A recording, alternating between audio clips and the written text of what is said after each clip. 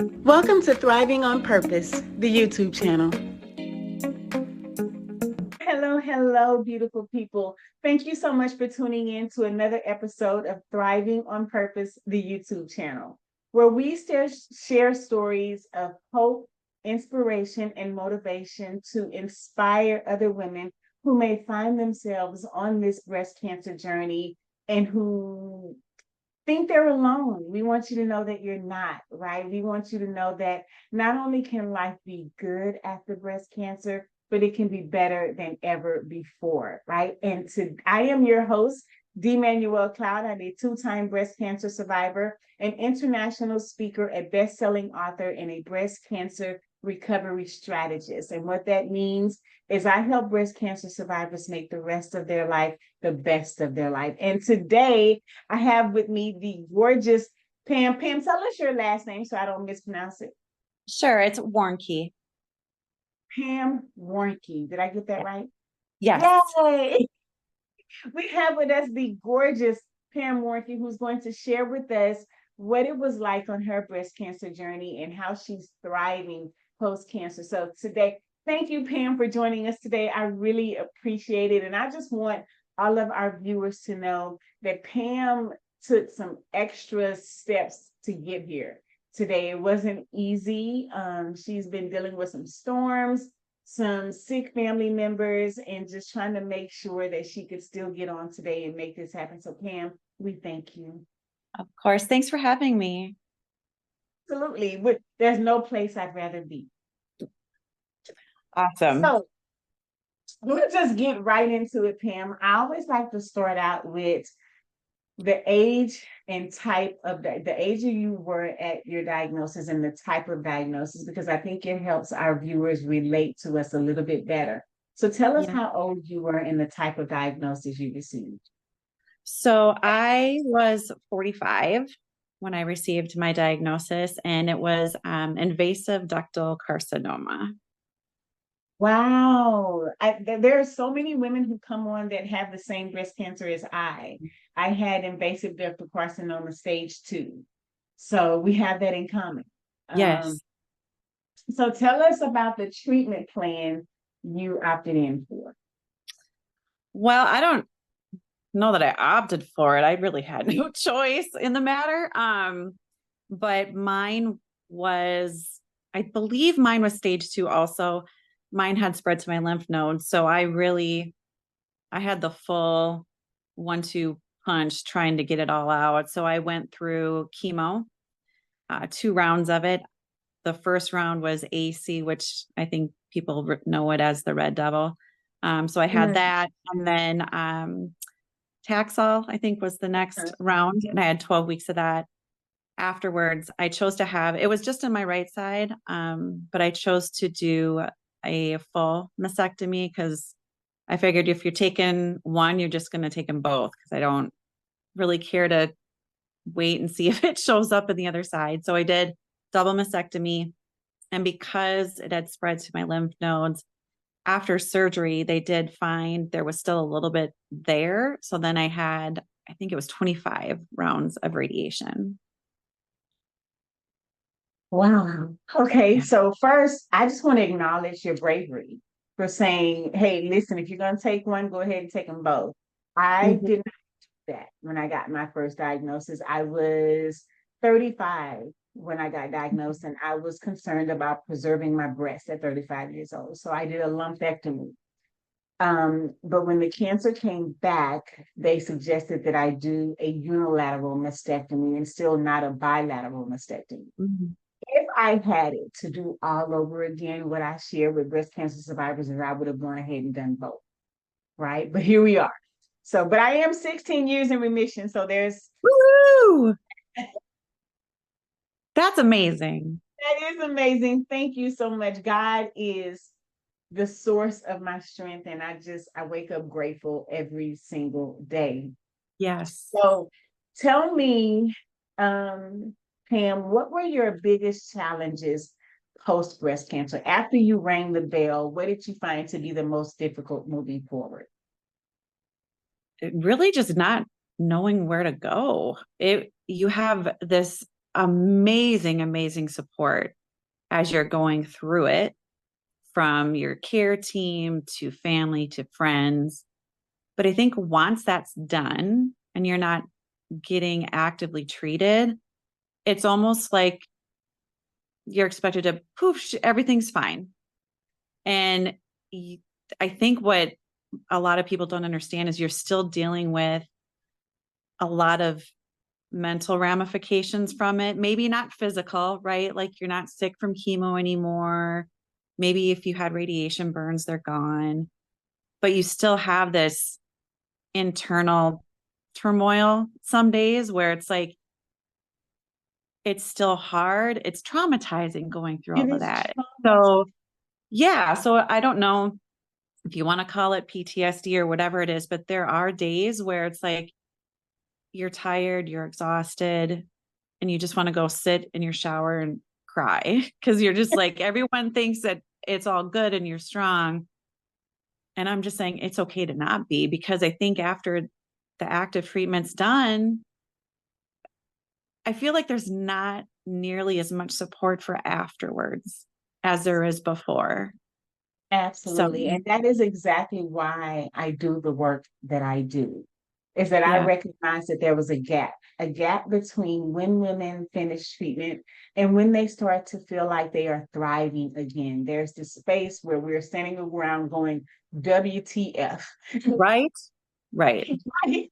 So I love that you spoke to that. And thank you so much. And I want to piggyback off of what you said, Pam, that it's okay to not be strong sometime. And I Mhm. learned that during my second diagnosis. During my first, like most women, I was concerned about everyone else around me. I wanted to be strong. I wanted them to not worry about me. So I presented myself as, I'm capable. I got this. I was even driving my own self to my chemotherapy appointments because I didn't want to bother anybody.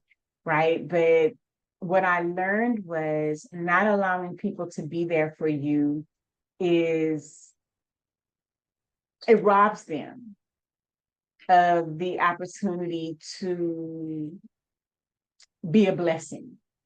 Mhm. Right. And so I learned that, and I learned it the hard way. So after my second diagnosis, I accepted all the help. Well, and good for you, because it's really hard. I was actually just talking to my husband this morning about this, that when you're so used to being the person, um, caring for someone, right? And you're the one being there, it's hard to accept the help, because you're the caretaker. Um, so it's hard to have that role reversed when it's not by your choice. So yeah, and I heard that from a lot of people who were reaching out to me. Let us help. That's it.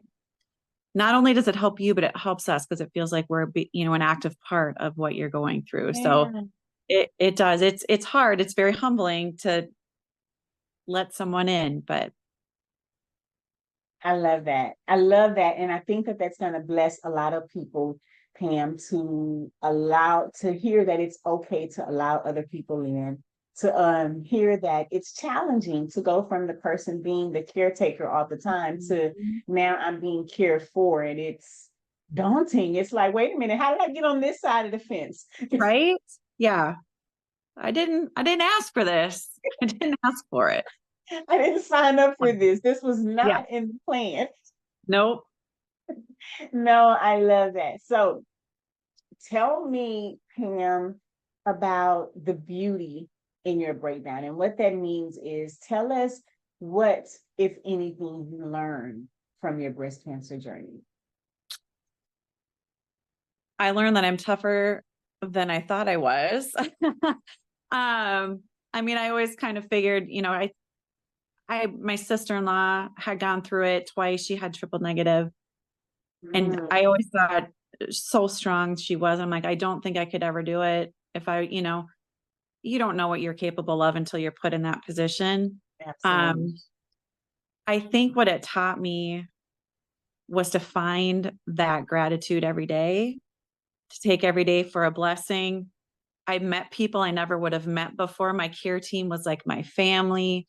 Um, it helped change my perspective on life. And the little things that I thought were big things no longer are, you know? Mm, So I leave the house and the sink is full of dishes. Okay. I may not like it, but it's okay. I don't need to stress about it. So it just puts things in a whole new perspective. I found that to be true also. I always say, because I heard Cheryl Crow say it, who's also a breast cancer survivor, and she said, after breast cancer, everything else is small. Yes. Right? It's Yep. like, to your point, okay, so the house is not as tidy as I would like it to be. The Oh, world will keep on spinning, yep. right? And I'm going to go out and do something I enjoy instead of focusing on the dishes in the sink, because I've learned that time is precious. Absolutely. And so I love that. Thank you for sharing that, Pam. And think gratitude every day. I think that's what I call your recording. Gratitude every day. Every I day. know that for me, after that second diagnosis, I wake up with gratitude every single day. And I always reference my second diagnosis over my first, Pam, because after my first diagnosis, I still just kind of stuck my head in the sand. I did Ah, whatever the doctors told me to do, but I didn't make any changes to my life or my lifestyle. And there were lots of changes that needed to be made. Change is hard and sometimes scary. And so I was perfectly okay going with the status quo, right? yeah. Yeah. And especially when I asked my doctors, I was like, is there anything I need to be doing differently? And they're like, no, live your life. Well, of course, that's exactly what I want to hear, because Right. again, change can be scary and hard. And so when it came back, I was like, okay, obviously it's time for me to figure out how I can help myself. Hmm. Right. And so that's when I started being more proactive on the research and figuring out what I can be doing for me. And I want to share this here because for any women who may be wondering, everything that I researched talked about physical activity and moving your body, and how it is the number one thing we can do to stay in remission and prevent cancer from coming back. Yeah. So I adopted a healthcare routine for myself where I'm in the gym 5 days a week. I learned to love it. That being said, everybody's not a gym rat like myself. Right. Find something you love, ladies, whether that's a dancing class, whether that's cycling, whether that's Zumba, whether that's swimming. Find something that you love that will keep your body in motion. It's one of the number one things we can do to stay healthy. Right. 100%. And I think you hit the nail on the head. Find something you enjoy, because if you're going to the gym because you know you have to, but you don't enjoy it, you're not going to stick with it. That part. So it's my girlfriend has these, I don't know if you've seen them, these walking pads where it's like she wants Yes. to spend time with her family, but if they're watching a movie or whatever, she gets the walking pad out and she'll walk while she's with her family, just to get that movement in. So yeah, whatever it is, like you said, just find a way to move and something that you enjoy doing. It's something you enjoy. There's so many different ways that we can move our bodies. There's Pilates, there's Mhm. yoga. There's so many ways we can move our body. And I say finding the ways to move your body, Pam, I say it's like baby, right?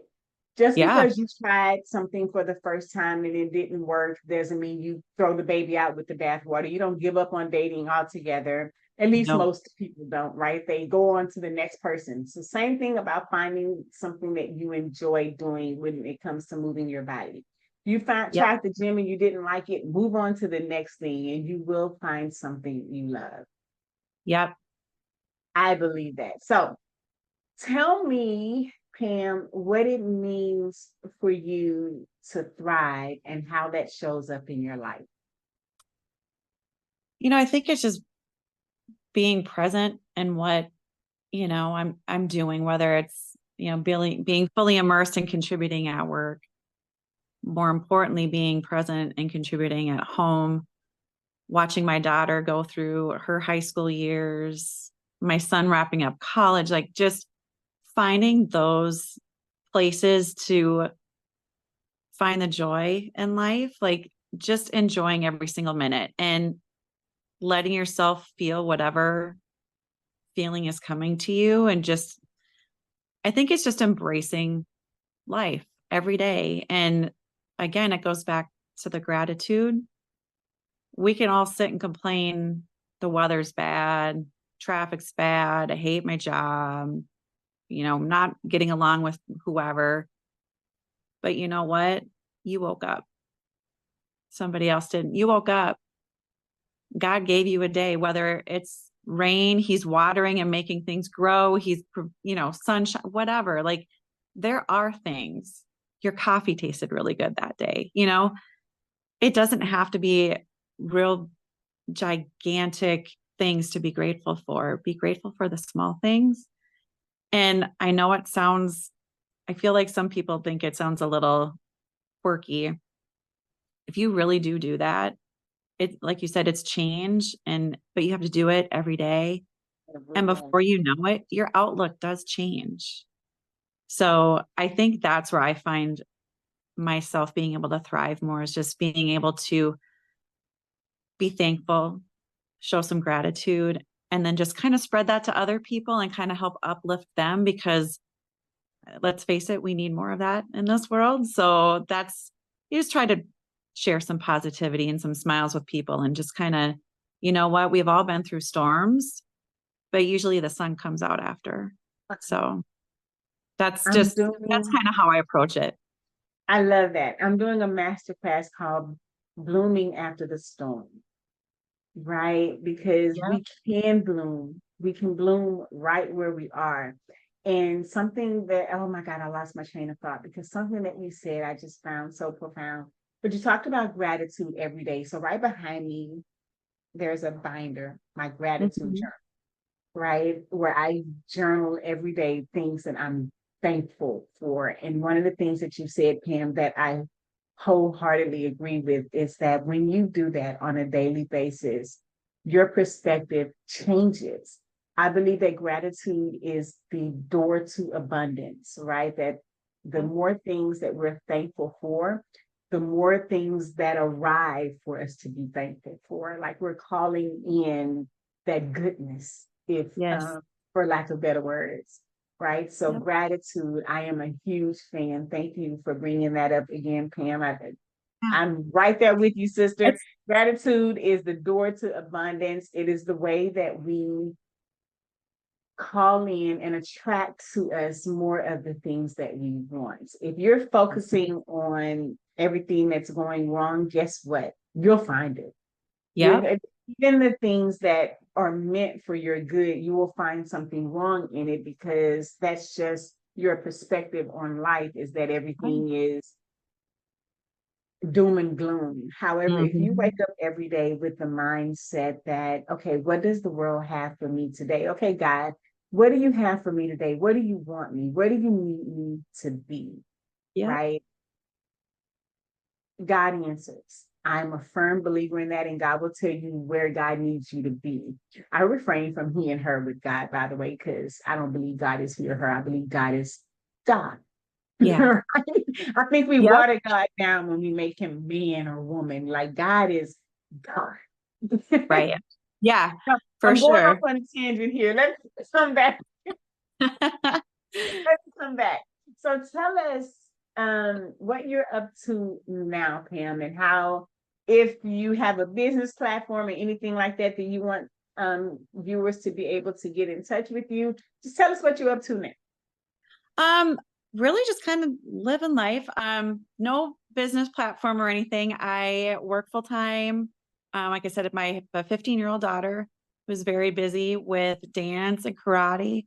I have my husband. Like I said, my son is starting his senior year in college. He's in the ROTC program, so he's busy with training. And I'm just really just kind of busy enjoying and loving life where we're at, building a home, and enjoying being healthy. And, like you said, God's present every day. He woke me up today. He's not done with me. So what's he got? So that's just kind of where I'm at. I love that. I love that, Pam. So thank you so much for sharing with us. What I just heard you say is you just wake up every single day to see what God, first being grateful that God woke you up, and then secondly, wanting to know what God has for you. Because Yeah. every day that God wakes us up, there means that God is not done with us yet, and there's still more for us to do. I love, love, Yeah. love that. I love it. So thank you so much, Pam, for just sharing your journey with us. Thank you for your vulnerability and your authenticity in sharing to let women know that not only can life be good after breast cancer, but that it can be better than ever before. And what I heard you say is that you're focusing on the things that matter. Loving on your family, your husband, your son, your daughter, um, and building a home and making sure that your children are loved and cared for and that they know that mommy is still here and mommy still has their back. Yep. And I probably should note too, love yourself, not just the people around you, but love yourself. Your body's different, but it was kind of like a rebirth. So learn to love yourself as you are. I think we're too hard on ourselves some days. And I am, and I admit it, but I think that's really, really important. We need to love ourselves before we can really love those around us. So however you need to approach that and figure that out, just know that you're number one, you're most important. So take care of you. I love that. And I did an interview last week where she was talking about, she wrote a book called Self-Talk, The Power of Right Words. Mm, And she's talked about exactly what you're talking about now, loving yourself and treating yourself like you're someone you know. And that ab- means I love mirror work where I get in the mirror and I check in with myself. How you doing today, girl? Right? Right. And I get honest with myself about how I'm doing in that moment so that I can rebound. If I feel like, okay, I don't feel like I'm 100% myself today, let's get in touch with, like you said, those emotions and those feelings. Allow ourselves to feel however we feel, but get in touch with why we're feeling that way so that we can know how to move forward. Why don't I feel like myself today? Why do I feel down today? Or if Mhm. I'm on cloud nine, it's like, yes, let's rock it. Who can we pass this good energy on to? Amen. Amen. Absolutely. Yeah. Spread the positivity. Like when you're up, just share it. You know, Yes, yes. you have to. I love that. Well, thank you so much, Pam, again for joining us today. This has been another episode of Thriving on Purpose YouTube channel, where we still share stories of hope, inspiration, and motivation to ladies who may find themselves on this breast cancer journey. Know that, like Pam shared, that sometimes it's just a rebirth. It's a divine tap on the shoulder where God is giving your attention to let you know that God has work for you to do. So thank y'all for tuning in. I'm Emmanuel Cloud. If you like what you've heard today, please don't forget to like, comment, and subscribe to this channel for other inspirational stories just like Pam. Thank y'all for listening in. We love you. Ain't nothing you can do about it. And we'll see you next time. Until then, we're thriving on purpose. Bye for now. For more inspirational stories like these, please like, comment, and subscribe. And remember to turn on your notifications. Thank you for rocking with us. And remember, we're thriving on purpose.